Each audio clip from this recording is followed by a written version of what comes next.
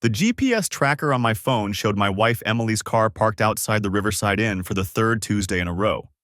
The same motel where she'd told me her book club met at the library across the street. I sat in my truck 2 blocks away, watching the little blue dot that represented my marriage dissolve into a puddle of lies. My hands gripped the steering wheel so tight, my knuckles went white. The February wind rattled my windows, but I barely noticed. All I could think about was the fact that Emily had kissed me goodbye that morning, told me she loved me, and promised to pick up my dry cleaning before her book club meeting. There was no book club. There never had been. I'm Nathan Reeves, and up until 3 weeks ago, I thought I had it all figured out. 15 years of marriage to my college sweetheart. 2 beautiful kids, Jake, 13, and Olivia, 10. A successful construction company I'd built from the ground up. A 4-bedroom house in the suburbs of Richmond, Virginia, with a mortgage that would be paid off in 8 years. We weren't rich, but we were comfortable, happy, or so I'd believed. The first crack appeared on a random Monday night. Emily had left her laptop open on the kitchen counter, something she never did. She was obsessive about closing it, always had been. I'd walked past it on my way to grab a beer from the fridge when a notification popped up on the screen. Can't wait to see you again. Tuesday can't come fast enough.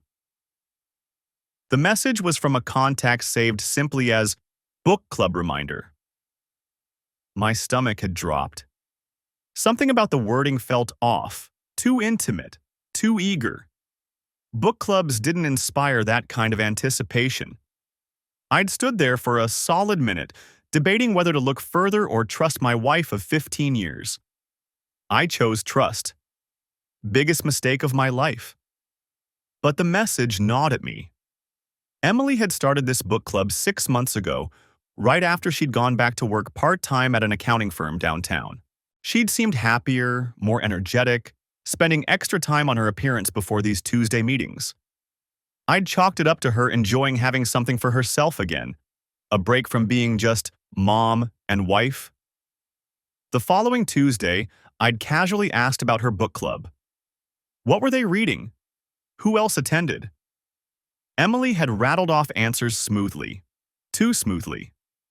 They were reading some thriller I'd never heard of. There were 5 other women. They met at the public library's community room. Everything she said sounded reasonable, but my gut screamed that something was wrong. So I did what any husband pushed to the edge would do. I installed a GPS tracker app on her phone.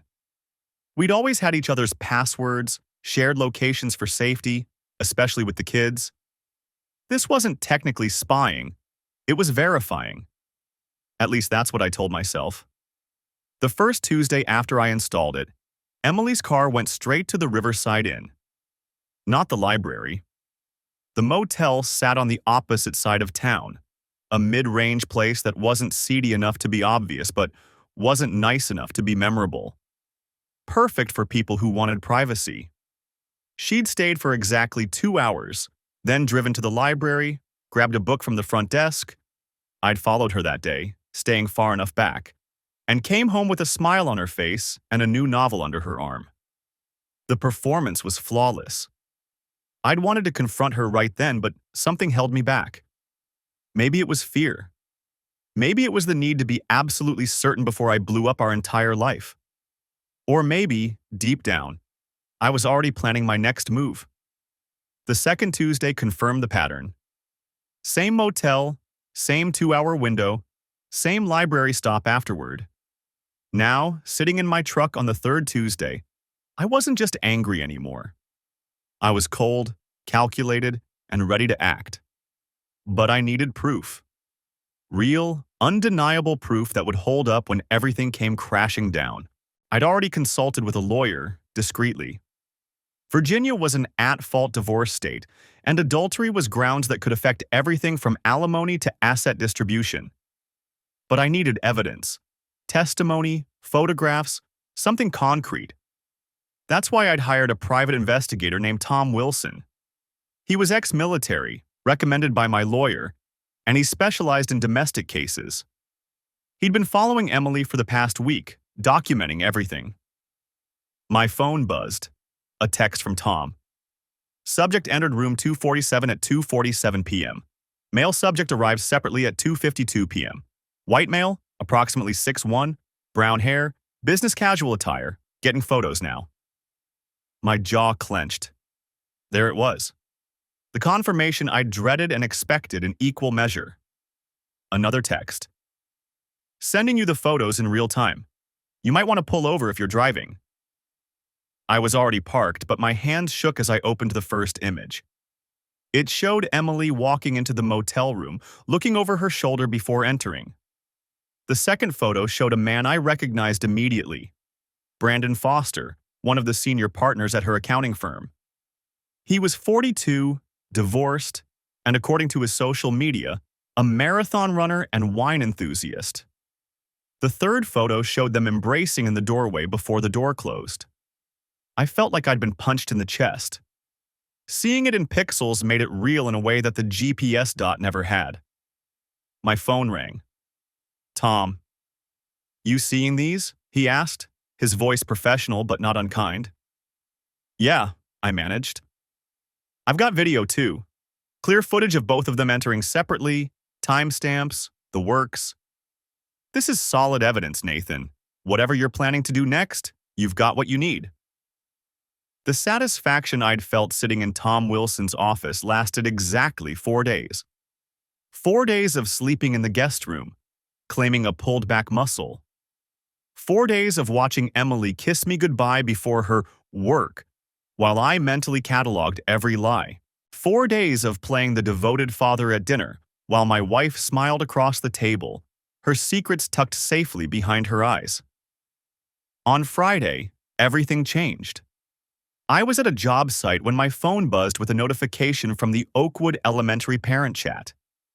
We had about 40 parents in there, mostly mothers, a handful of fathers who actually checked the messages. It was the usual chaos. Questions about the spring carnival, reminders about field trip permission slips, someone asking if anyone had seen a lost water bottle. Then a new message appeared. Emily Reeves had sent an image to the group. My finger hovered over the notification. Emily rarely posted in the parent chat. She wasn't one of the room moms or PTA volunteers. She showed up for conferences and performances, but she left the day-to-day school stuff to the more involved parents. I opened the message. The world tilted sideways. It was a screenshot of a text conversation. Emily's name appeared at the top, but the messages weren't meant for me. They weren't meant for anyone in that parent chat. Brandon. Can't stop thinking about Tuesday. You're incredible. Emily. I know we said we'd be careful, but I need to see you again before next week. Brandon. Tomorrow? Same place, 2:30? Emily. Perfect. I'll tell Nathan I'm picking up supplies for Olivia's project. The timestamp on the screenshot showed it was from yesterday. Thursday. Apparently Tuesday afternoons at the Riverside Inn weren't enough anymore. My hands went numb. The parent chat exploded. Messages started flooding in so fast I could barely track them. Dots appeared and disappeared as people typed, deleted, typed again. Someone sent a wide-eyed emoji. Someone else sent 3 question marks. Then Emily's message appeared. Oh God, wrong chat. Please delete that. Please. But screenshots don't delete. And 40 parents had already seen it. Another message from Emily. I'm so sorry. That was meant for someone else. Please disregard.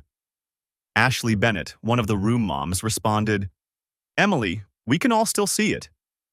Jennifer Cole. Maybe take a breath and figure out what you want to say here. I sat in my truck at the construction site, staring at my phone while my crew waited for me to approve the electrical layout. The February sun felt too bright. Everything felt too bright. My phone rang. Emily. I didn't answer. It rang again immediately. I let it go to voicemail. A text came through, not in the parent chat, but directly to me. Nathan, please pick up. I can explain. It's not what it looks like. I typed back, It looks like you accidentally sent evidence of your affair to our daughter's entire class parents. What else could it possibly look like? Three dots appeared. Disappeared. Appeared again. Please come home. We need to talk. I pocketed my phone and walked back to the site. My foreman, Rick, took one look at my face and asked if everything was okay. Family emergency, I said. I need to head out. You've got point on this. The drive home took 12 minutes. My phone buzzed constantly. Texts from Emily, calls from Emily, and then, surprisingly, a message from someone named David Foster in the parent chat.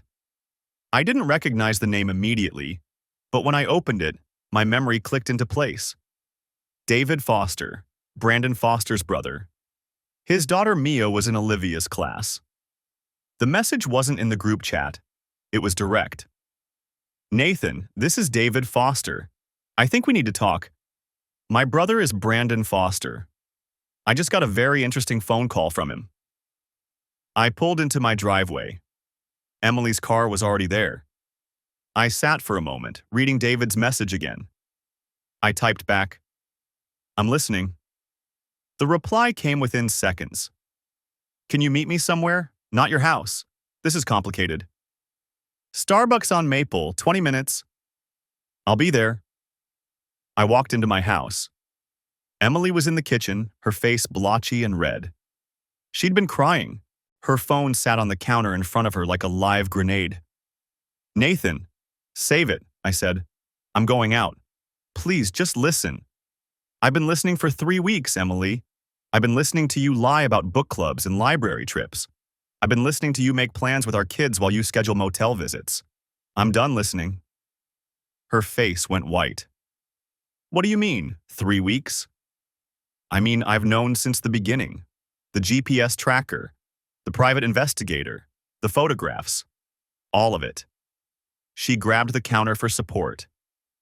You've known? This whole time?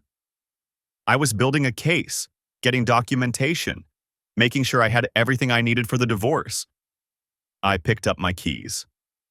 But apparently you decided to document it yourself, in front of 40 witnesses. It was an accident. I know, that's the best part. I headed for the door. I'm meeting with David Foster, Brandon's brother. Seems like your little screenshot got around. Nathan, please. I closed the door on whatever she was going to say next. The Starbucks was moderately crowded, the late afternoon coffee rush of people escaping their offices. I spotted David Foster immediately. He looked like a younger version of Brandon. Same build, same brown hair, but his face carried none of the smug confidence I'd seen in Tom's surveillance photos. He stood when I approached. Nathan Reeves? That's me. We shook hands and sat. David already had a coffee in front of him. He looked like he needed something stronger. I'm going to be direct, David said. My brother called me an hour ago, panicking. Apparently, your wife accidentally sent proof of their affair to a school parent chat, and one of those parents is me. I saw. He wanted me to do damage control, convince you it was fake or a joke or something. David shook his head. I told him to go to hell. That caught me off guard. You're not here to defend him? Defend him? David's laugh was bitter. My brother destroyed his own marriage 2 years ago with an affair. Cost him his kids, his house, everything.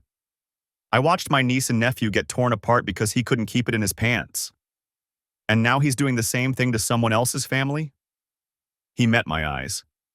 No, I'm not here to defend him.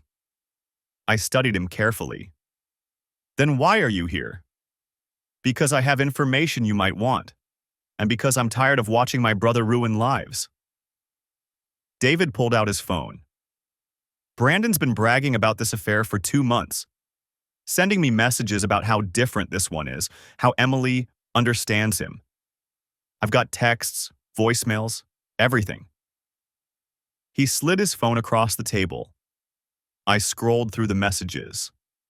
Brandon had been explicit about the affair, detailing their meetings, making crude comments about Emily, even joking about how clueless I was. My jaw tightened. "There's more," David said. "Brandon's been billing these motel visits as client meetings, expensing them to the firm. If their HR department found out, he'd be fired. Senior partner or not." I looked up. "You're willing to provide this? All of it?" "Every word, every text. I'll testify in court if you need me to." David's expression hardened. "My brother needs to face consequences for once in his life, and your wife chose to involve my daughter's school, my family in this mess. So yes, I'm willing." I sat back, my mind racing. Tom Wilson had given me photographs and timestamps. The lawyer had outlined the legal strategy. But this was something else entirely. This was Brandon's own brother, handing me ammunition I hadn't even known existed. "Why?" I asked. "Really? Why help me?" David was quiet for a moment. "Because 2 years ago, I watched my brother's wife sit in a courtroom and get destroyed.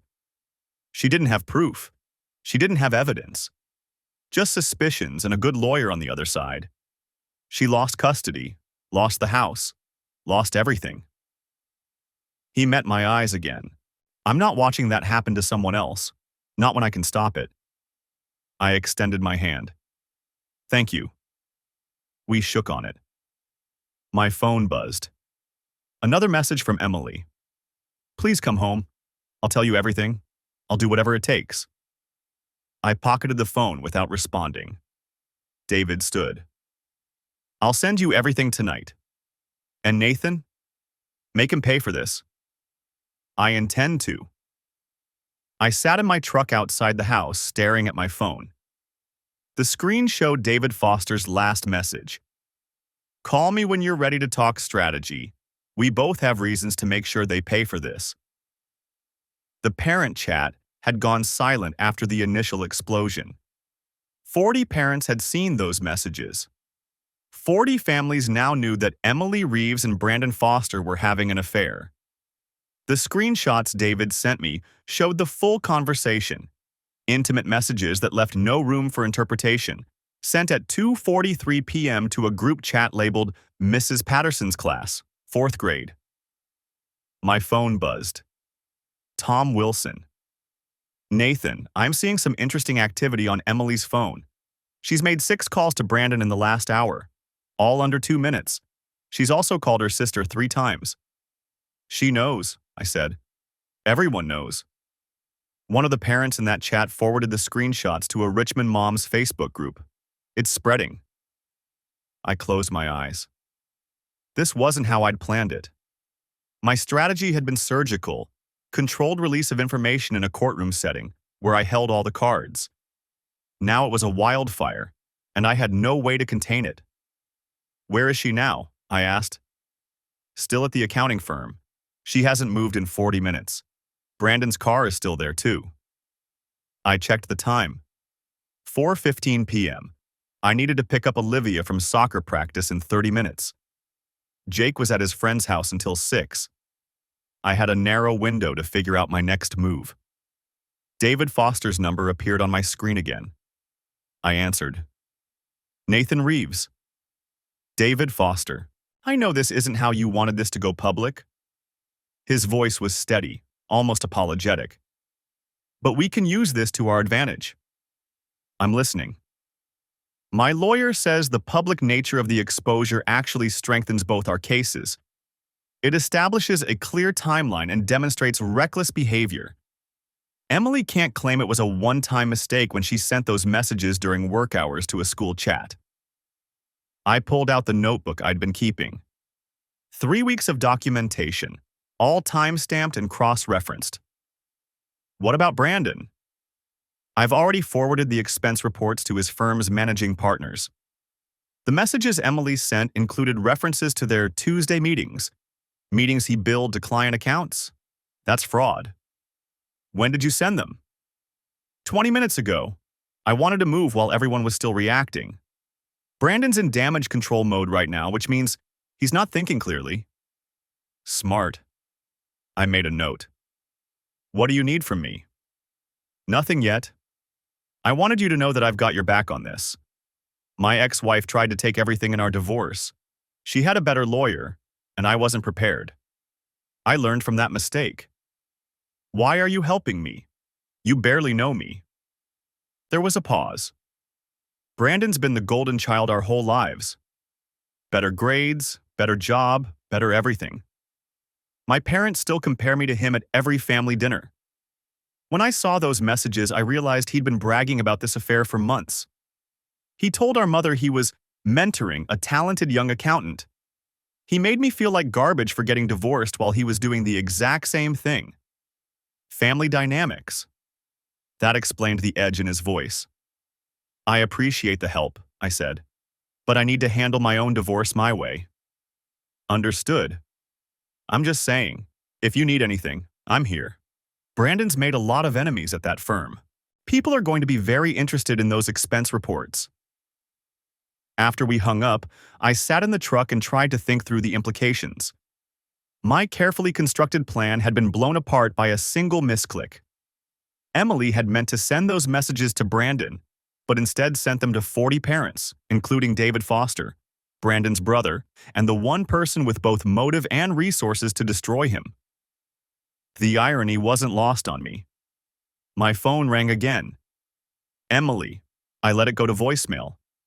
She called back immediately. I declined the call. A text message appeared. Nathan, please pick up. We need to talk. This isn't what it looks like.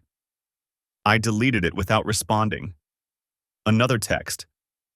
Someone hacked my phone. Those messages aren't real. I almost laughed. She was going with the hacking defense. I screenshotted the message and forwarded it to my lawyer, Kenneth Murphy, with a note. She's claiming she was hacked. Thought you'd want to see this. Kenneth responded within seconds. Perfect. Save everything. Don't engage. At 4:35 p.m., I drove to Olivia's soccer practice. She was waiting by the field with her coach, Mrs. Anderson, who gave me a look I couldn't quite read. Sympathy? Pity? I couldn't tell. Dad! Olivia ran over, her face flushed from practice. Can we get ice cream? Not today, sweetheart. We need to get home. Is Mom making dinner? I gripped the steering wheel. I'm not sure what Mom's doing right now. Olivia climbed into the back seat, oblivious. She chattered about practice, about a goal she almost made, about how Emma Patterson said her mom was acting weird after school. Emma Patterson, one of the 40 parents in that chat. Why was Emma's mom acting weird? I asked, keeping my voice casual. I don't know. She kept looking at her phone and then she called Emma's dad. Emma said her mom never calls her dad during the day. The fallout was spreading faster than I'd anticipated. By tomorrow, every parent at Riverside Elementary would know. By next week, it would be all over Richmond. We pulled into the driveway at 5:10 p.m. Emily's car wasn't there. I checked the GPS tracker. She was still at the accounting firm. Tom Wilson sent another update. Brandon left the building 10 minutes ago. Emily's still inside. I got Olivia settled with homework and started making dinner. Spaghetti, simple and mechanical. Jake came home at 6, dropped his backpack by the door, and headed straight for his room without a word. Hey, I called after him. Come help set the table. He turned around and I saw it in his face. He knew. Someone had told him. Maybe a friend, maybe a friend's parent. The middle school rumor mill was faster than elementary. Is it true? He asked. I set down the wooden spoon. Is what true? Mom and some guy from her work. Tyler's mom told Tyler's dad and Tyler heard them talking and he texted me. 13 years old, and he had to hear about his mother's affair from a classmate. I felt rage building in my chest, cold and focused. Come here, I said. Jake walked over slowly. I put my hand on his shoulder. Your mom made some choices that hurt our family. I'm handling it. What you heard is probably true, but I need you to trust me to take care of this. Can you do that? He nodded, but his eyes were wet. Are you getting divorced? Probably. Is it because of me and Olivia? No. This has nothing to do with you two. This is between your mom and me. You understand? Another nod. He wiped his eyes with his sleeve. Go wash up for dinner. And Jake, if anyone at school says anything, you tell them it's none of their business. You don't owe anyone an explanation. At 6:47 p.m., Emily's car pulled into the driveway. I heard her footsteps on the porch, the key in the lock. She came into the kitchen, and I saw immediately that she'd been crying. Her makeup was smudged, her eyes red. Nathan, Not in front of the kids, I said quietly. We eat dinner, then we talk. Please, I need to explain. Dinner first. She looked at me like I'd slapped her. Good. I wanted her off balance. I wanted her to feel a fraction of what I'd felt watching that GPS tracker for 3 weeks. We sat down at the table, the four of us, and ate spaghetti in near silence. Olivia tried to fill the quiet with stories about soccer. Jake pushed food around his plate. Emily didn't eat at all, just stared at her hands. After dinner, I sent the kids upstairs. Emily followed me into the living room and I closed the door. Start talking, I said. I sat across from Emily at the kitchen table, the same table where we'd shared thousands of meals, helped the kids with homework, planned vacations. The wood grain seemed different now, like I was seeing it through someone else's eyes. She'd made coffee. The mundane gesture felt absurd given the circumstances, but I took the cup anyway. My hands needed something to hold. Nathan, she started, then stopped. Her eyes were red-rimmed, makeup smeared. 3 hours ago, she'd looked put together, controlled. Now she looked like what she was. A woman whose entire life had imploded in a single screenshot. Don't, I said. Don't tell me you're sorry. Don't tell me it was a mistake. I need you to understand something first.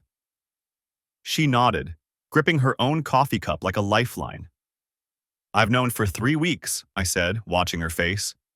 Since February 10th. I found the messages on your laptop. The color drained from her cheeks. What? You left it open. The conversation with Brandon about your Tuesday plans.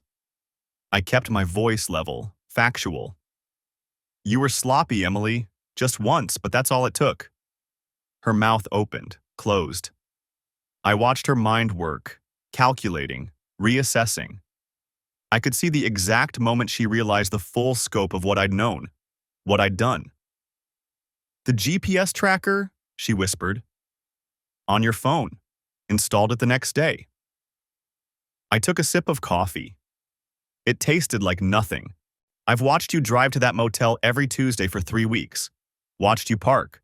Watched you walk inside. Watched you leave exactly 2 hours later. Nathan, please. I hired a private investigator, I continued. Tom Wilson, former military, very thorough. He's been documenting everything. Photos, video, timestamps. You getting out of your car, Brandon getting out of his. Both of you entering room 247, the same room, every time. Emily's hands were shaking now. Coffee sloshed over the rim of her cup, pooling on the table. She didn't seem to notice. I know about the expense reports, I said. How Brandon billed those motel visits as client meetings. That's fraud, by the way. His firm takes that kind of thing seriously. How do you... David Foster called me this afternoon. Brandon's brother. You remember David, don't you? His daughter Sophie is in Olivia's class. Small world. The irony wasn't lost on either of us. The same school parent chat that had exposed her affair had also connected me to the one person who hated Brandon almost as much as I did. David's been very helpful, I continued. He gave me months of text messages. Brandon bragging about you, about how easy it was, about how you believed every excuse, every late meeting, every business trip. I paused. Did you know he calls you the accountant in those messages? Not Emily.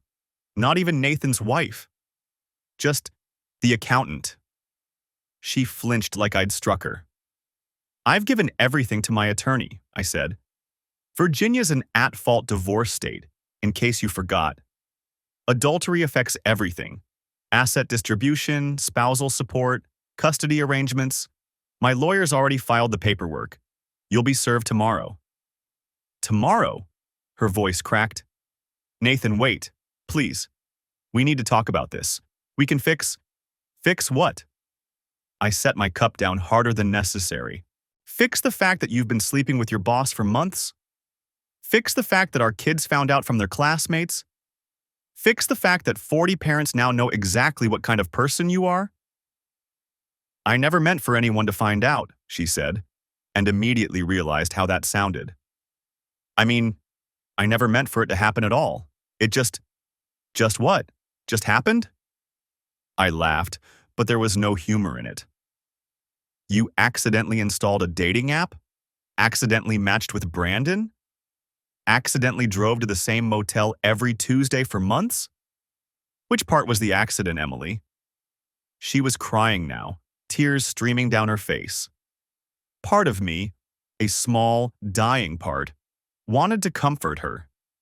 15 years of marriage didn't disappear overnight, even when you wanted them to. But I thought about Jake's face when I'd picked him up from school. The confusion, the hurt, the way he'd asked if it was true. I thought about Olivia, still too young to fully understand but old enough to know something was terribly wrong. The house is mine, I said.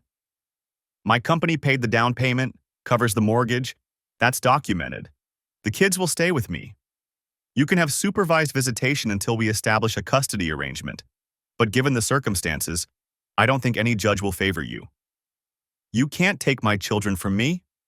Her voice rose, panic setting in. I'm not taking them. You gave them up when you decided Brandon was more important. I stood, pushing back from the table. You can stay in the guest room tonight. Tomorrow, you'll need to find somewhere else. I suggest you call Brandon. Maybe he has room at his apartment. Or maybe room 247 is available. Nathan, please. She reached for my hand. I pulled away. I need you to understand something, I said, looking down at her. This isn't anger. I'm not doing this because I'm hurt or because I want revenge. I'm doing this because you destroyed our family, and there are consequences for that. Real consequences. My phone buzzed. A text from David Foster. Just heard from my contact at the firm. Brandon's been suspended pending investigation. They're auditing all his expense reports going back 2 years. Thought you'd want to know. I showed Emily the screen. Watched her read it. Watched the realization dawn that Brandon's career was likely over. That the man she'd risked everything for was facing his own reckoning. He's going to blame you, I said quietly. When his firm fires him, when his professional reputation is destroyed, when he loses everything, he's going to blame you for sending that screenshot, for being careless, for ruining both your lives. No, she whispered. He wouldn't. He already is. I pulled up another text from David. This one a screenshot of Brandon's message to him. Your nephew's mother is an idiot. One stupid mistake and my entire career is gone. I told her to be careful. Emily read it, and something broke in her expression. Not just sadness or regret, but the dawning understanding that she'd sacrificed everything for a man who saw her as a liability, a problem to be managed. I loved you, I said, and my voice finally cracked. For 15 years, I loved you. I built a business so we could have the life we wanted. I came home every night. I was faithful. I was present. And it wasn't enough. Nathan, no. I held up my hand. You don't get to explain. You don't get to make this better. You made your choice every Tuesday for months. You chose him over me, over Jake, over Olivia, over everything we built together. I walked to the kitchen doorway, then stopped. The kids are asleep, I said. When they wake up tomorrow, I'll tell them you're staying somewhere else for a while. I'll handle their questions. I'll help them process this. Because that's what parents do. They protect their children. even from the other parent if necessary. I want to talk to them, Emily said. I need to explain. You'll have that chance. Through the custody arrangement, with a therapist present. But not tomorrow. Tomorrow they need stability. They need to know that at least one parent isn't going to abandon them. I left her sitting at the table, surrounded by cold coffee and the wreckage of her choices. Upstairs, I checked on Jake and Olivia. Both were asleep, their faces peaceful in the dim glow of their nightlights. They had no idea that tomorrow would bring new pain, new adjustments, a new reality. In my own bedroom, soon to be just my bedroom, I sat on the edge of the bed and finally let myself feel it. Not the anger or the betrayal, but the grief. The loss of what I'd thought we had, what I'd believed we were building together. My phone buzzed again. Tom Wilson. Final report ready. Everything documented, organized, ready for court. You did the right thing. I wasn't sure about that. But I was sure about one thing. I was done being the fool who trusted blindly while his wife destroyed everything. Whatever came next, I'd face it with my eyes open and my evidence documented. The game had changed the moment that screenshot hit the parent chat. Emily had lost control of the narrative, lost the ability to manage the exposure, lost everything she'd tried so carefully to protect. And I intended to make sure she understood exactly what that cost. The house felt different with Emily gone. Not empty. The kids were upstairs, doors closed, headphones on, but hollow in a way I'd never experienced before. Like someone had scooped out the foundation and left just the frame standing. I was sitting at the kitchen table, laptop open, going through the financial documents my attorney had requested when my phone buzzed. Unknown number. I almost didn't answer. The last 48 hours had been a parade of blocked calls from reporters, nosy neighbors, and people I hadn't spoken to since high school, suddenly very interested in my personal life. But something made me pick up. Nathan Reeves. Mr. Reeves, this is Angela Pritchard. I'm the managing partner at Whitfield & Associates. She paused. Brandon Foster's firm. I sat up straighter. I know who you are. I imagine you do. Her voice was professional, clipped. I'm calling as a courtesy. We've completed our preliminary audit of Mr. Foster's expense reports. The irregularities are extensive. How extensive? Over $47,000 in fraudulent billing over the past 18 months. Motel rooms, restaurant charges, even a weekend trip to Charlottesville, all billed as client meetings with fabricated names and account numbers. I let out a slow breath. Tom Wilson had estimated maybe 20,000. Tops. Brandon had been more creative than we'd thought. We're terminating his employment effective immediately, Angela continued. We'll also be referring the matter to the Virginia State Bar. Given the deliberate nature of the fraud, he'll likely face disbarment proceedings. I appreciate you letting me know. There's something else. She hesitated, and I heard papers shuffling. We've also reviewed your wife's employment records. Emily started working here 14 months ago, correct? That's right. Part-time, 3 days a week. Mr. Reeves, I want to be very clear. We've found no evidence that Emily was involved in or aware of Brandon's fraudulent billing. Her work has been exemplary, and her own expense reports are clean. I didn't say anything.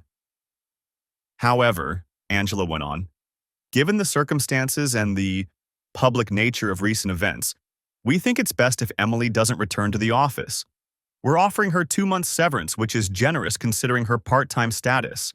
She can collect her personal items after hours, supervised. So Emily was losing her job too.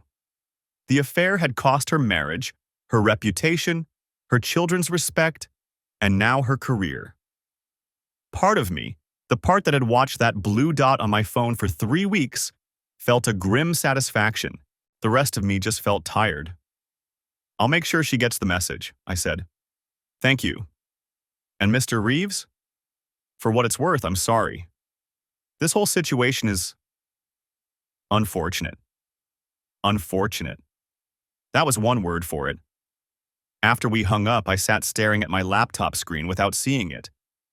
The spreadsheet of our joint accounts blurred into meaningless numbers. Emily had been texting me every few hours from whatever hotel she'd checked into, asking when she could come home, asking to talk to the kids, asking if we could just talk. I hadn't responded to any of them. My phone buzzed again. This time it was David Foster. "You hear about Brandon?" he asked without preamble. "Just got off the phone with his boss, former boss." "Good. He called me an hour ago, screaming about how I ruined his life. Apparently his ex-wife's attorney is already filing to revisit their divorce settlement. Something about material misrepresentation of assets during the original proceedings." I rubbed my eyes.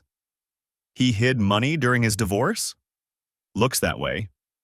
Jennifer, that's his ex, she always suspected he had more tucked away than he claimed. Now she's got cause to dig deeper. David's voice carried a note of satisfaction. "He made his own bed, Nathan. Every bit of this." "Yeah. How are your kids doing?"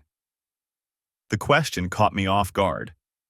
David had 2 kids of his own at the school. I'd seen them at pickup, though I'd never paid much attention before. A boy around Jake's age and a younger girl. "They're hurting," I said quietly. "Jake won't talk to me. Olivia cries every time Emily calls. I don't know how to help them." "You get them into counseling yet?" "Appointments Thursday. Family therapist who specializes in divorce trauma." "Good. My kids saw someone when Jennifer and I split. It helped." He paused. "Listen, I know we don't really know each other, but if Jake or Olivia need someone to talk to, someone who's not you or a therapist, my son Tyler went through the same thing. He gets it." I felt something loosen in my chest. I appreciate that. Also, heads up, the school's planning to address the whole parent chat incident at the next PTA meeting. Principal Vance called me this morning. They're implementing some new communication policies trying to prevent future situations. They're closing the barn door after the horses ran off. Pretty much. But they're also offering counseling resources for any kids affected by the incident. Might be worth having Jake and Olivia talk to the school counselor too, in addition to the private therapist. We talked for a few more minutes before hanging up. I added, "Call school counselor," to my growing list of things to handle. The list had gotten long. Finalize asset inventory, change bank account passwords, meet with accountant about tax implications, schedule custody evaluation, respond to discovery requests from Emily's attorney. She'd hired someone finally, though not one of the heavy hitters in Richmond. Probably couldn't afford one now. My phone lit up with another text from Emily. "Please, Nathan, I need to see my children. You can't keep them from me." Actually, I could. The temporary custody order gave me primary physical custody pending the full hearing. Emily had supervised visitation rights, 2 hours every Saturday at a neutral location. But she was right that I couldn't keep this up forever. The kids needed closure, or at least some kind of conversation with their mother that didn't involve screaming or crying. I typed back, "Saturday, 2 p.m. Riverside Park. 2 hours. I'll be there the whole time." Her response came immediately. "Thank you. I'm so sorry. For everything." I deleted the message without responding. Upstairs, a door opened. Footsteps on the stairs. Jake appeared in the kitchen doorway, still wearing the same hoodie he'd had on yesterday, his hair stuck up at odd angles. "Dad?" "Yeah, buddy?" "Is Mom really not coming back?" I closed my laptop. "Not to live here, no, but you'll still see her. You'll have time with both of us." Tyler Foster said his dad cheated on his mom too. Said his dad's a jerk who ruins everything he touches. So the kids were talking. Of course they were. "Tyler's dad and your mom made bad choices," I said carefully. "But that doesn't mean your mom doesn't love you. What she did, it's about her and me, not about you and Olivia. Everyone at school knows, Everyone's talking about it. His voice cracked. Liam showed me a meme someone made. They used the screenshot from the parent chat. My hands clenched into fists. Who made it? I don't know. It's all over Instagram. He looked at me with red-rimmed eyes. Can I switch schools? We'll talk about it. Maybe after things settle down. Things aren't going to settle down, Dad. This is permanent. He was 13 and he sounded 40. I wanted to tell him he was wrong, that kids forget, that something else would become the hot gossip in a week or two. But he wasn't wrong. This would follow him, follow Olivia, maybe for years. I'm sorry, I said. I'm sorry you're going through this. It's not your fault. It's not yours either. He nodded, not looking convinced, and retreated back upstairs. I sat alone in the kitchen as the afternoon light faded, thinking about Saturday at the park, about Jake's haunted eyes, about the meme circulating among middle schoolers, about Emily's texts and Brandon's ruined career and David Foster's unexpected alliance. My phone buzzed one more time. Tom Wilson. Got the final surveillance report ready. Also found something interesting in the phone records you might want to see. Can you stop by the office tomorrow? I texted back. What kind of interesting? The kind that shows this wasn't Brandon's first rodeo. Call me. I stared at the message. Then I picked up the phone. The next morning, I sat at my kitchen table with my laptop open and a cup of coffee going cold beside me. Tom Wilson had sent his final report at 6:47 a.m. The man never seemed to sleep. The email subject line read simply, "Additional findings, phone records analysis." I'd been staring at the attachment for 20 minutes. Part of me didn't want to open it. The evidence I already had was enough to bury Emily and Brandon both. The divorce was proceeding exactly as planned. The kids were adjusting, slowly, painfully, but adjusting. Maybe some stones were better left unturned. But I'd hired Tom to find the truth, and I'd never been the kind of man who flinched from uncomfortable facts. I clicked the file. The report was thorough, organized by date and contact frequency. Tom had pulled Emily's phone records going back 18 months, the maximum her carrier would provide without a subpoena. What I saw made my stomach drop. Brandon Foster's number appeared starting 7 months ago, which matched the timeline I'd already established. But there were other numbers. 3 of them, to be specific, each representing a distinct time period with no overlap. The first cluster dated back 14 months. Frequent calls and texts to a number registered to someone named Kyle Patterson. The pattern was familiar.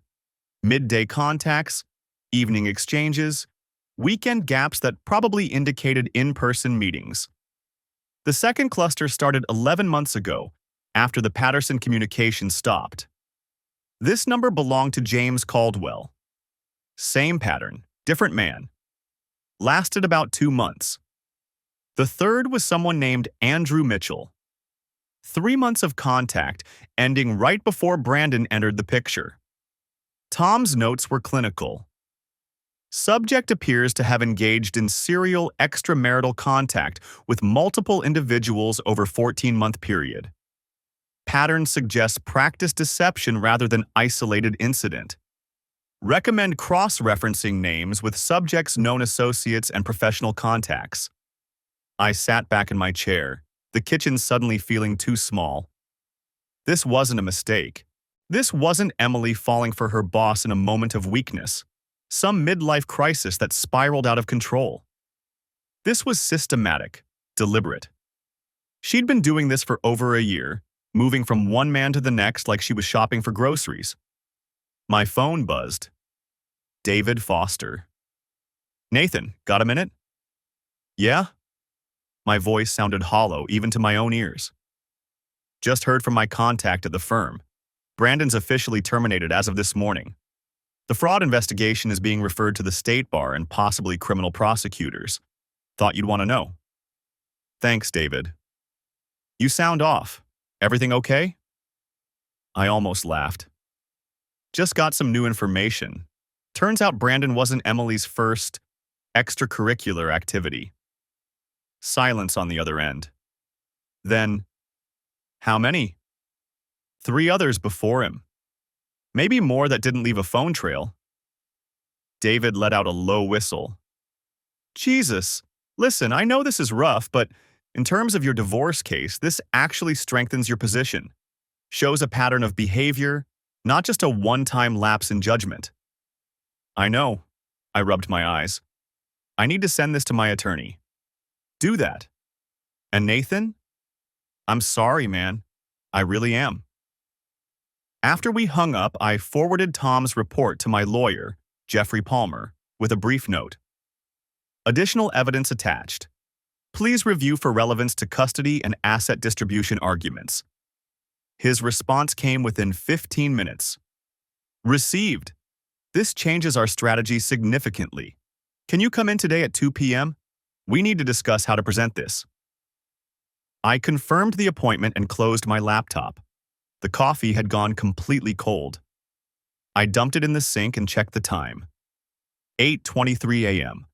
The kids would be getting ready for school at Emily's sister's place, where they'd been staying for their supervised visits. I had them coming back tonight.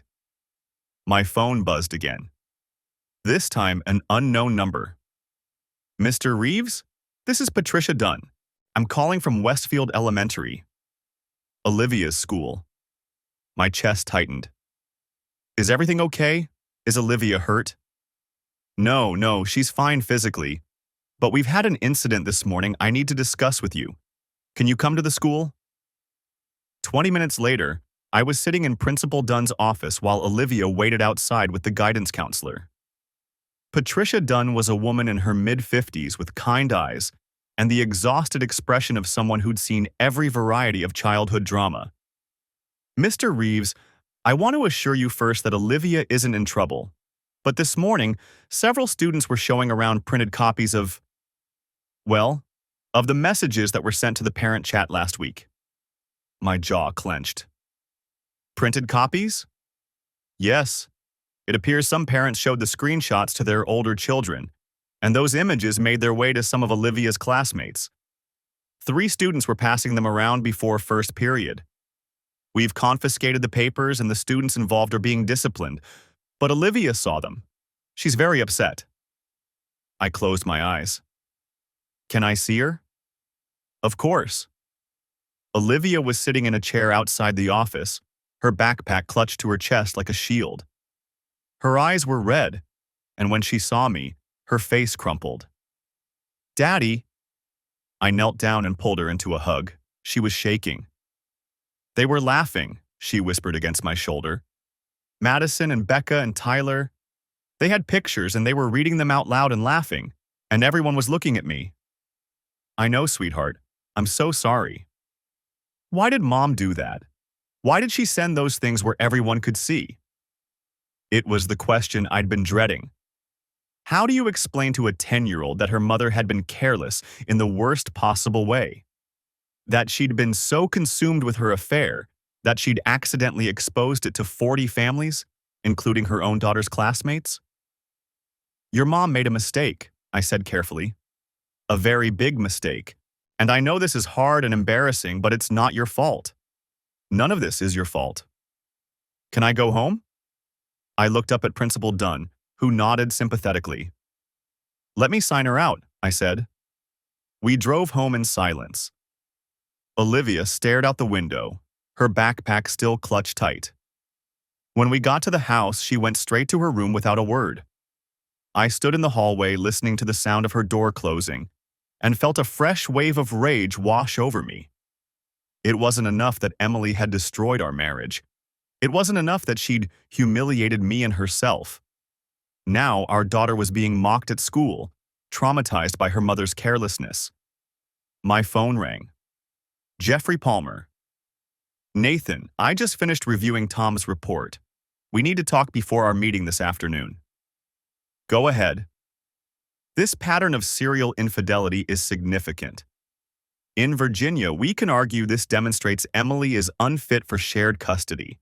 Combined with the public humiliation she's caused the children, I assume you heard about the incident at Olivia's school? I'm dealing with it right now. Had to pick her up early. Document everything, every incident, every effect on the children. We're building a case that Emily's behavior has caused direct harm to Jake and Olivia's emotional well-being. The judge will take that very seriously. What about the other men? The ones before Brandon? I'm going to have my investigator reach out to them. If any of them are willing to provide statements, or if there's evidence of Emily pursuing these relationships while neglecting parental responsibilities, it strengthens our position even further. After the call ended, I made myself a sandwich I didn't eat and tried to focus on work emails. But my mind kept circling back to the same question.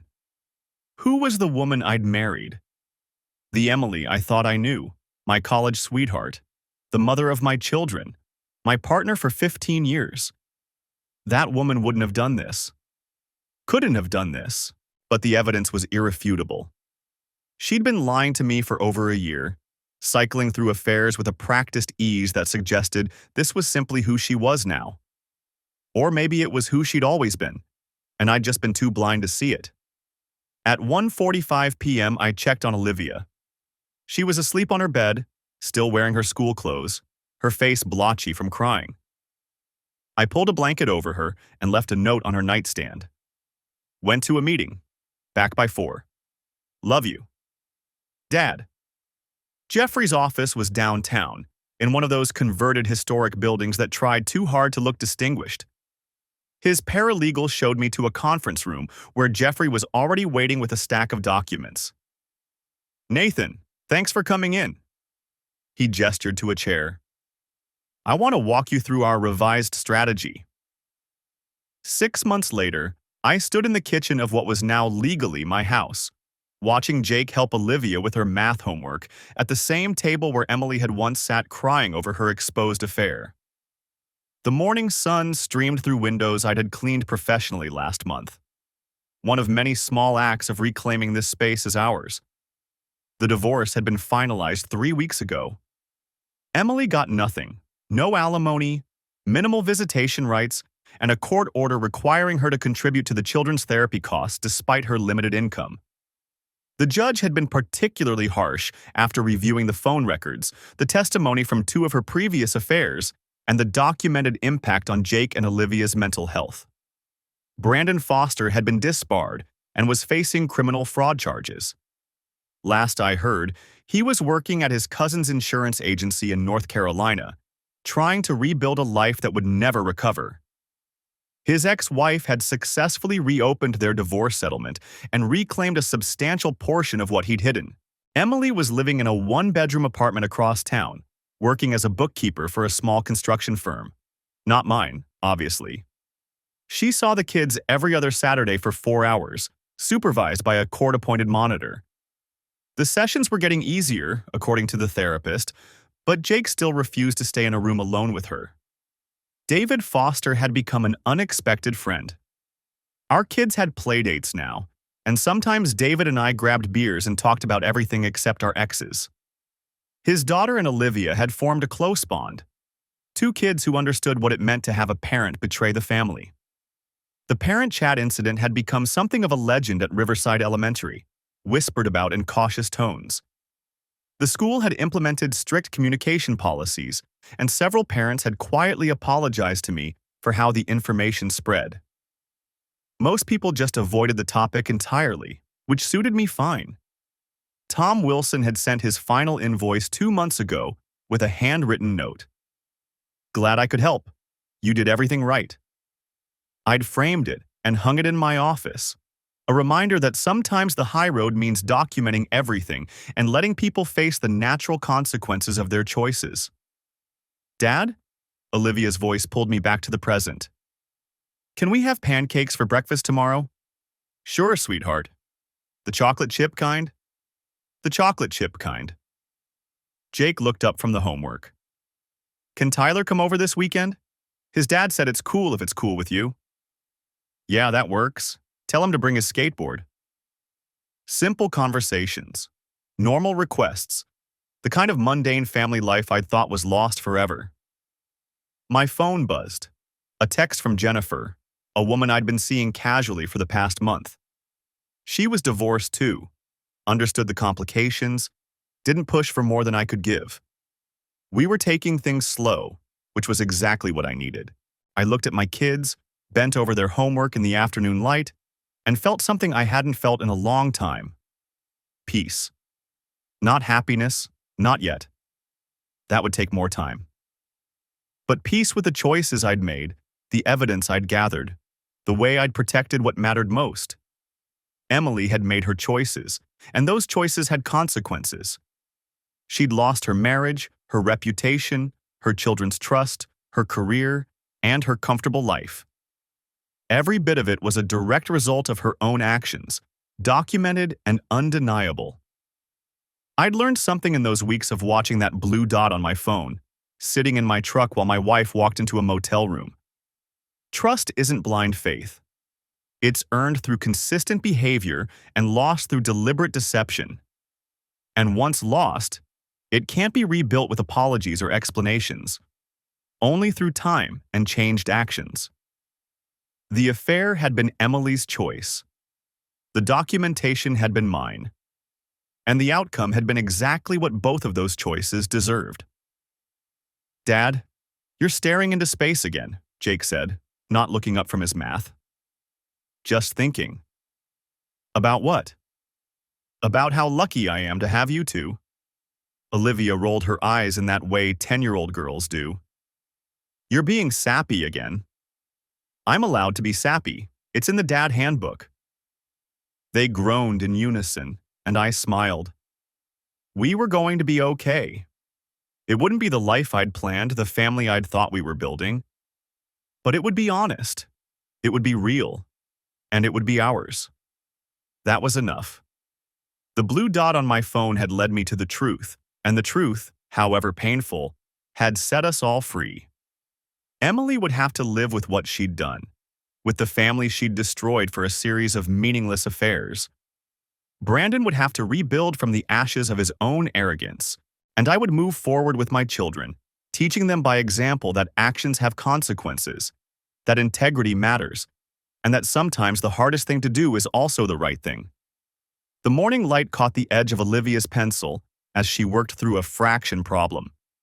Jake tapped his eraser against the table in a rhythm only he could hear. Somewhere across town, Emily was living with her choices. And here, in the home I'd fought to keep, life was beginning again. Not perfect, not painless, but honest and earned and mine.